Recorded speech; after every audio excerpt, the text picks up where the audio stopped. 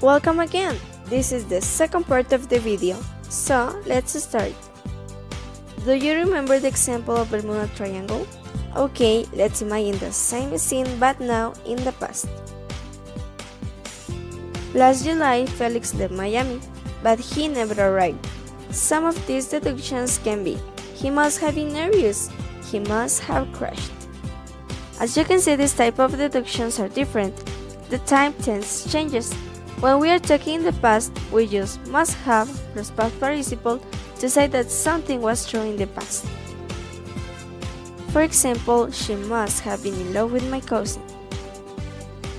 But if I want to say that something was impossible in the past, I use can have plus past participle.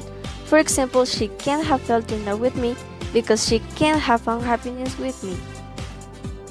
Remember that if you use have, can't, must have, and can't have, you never use to.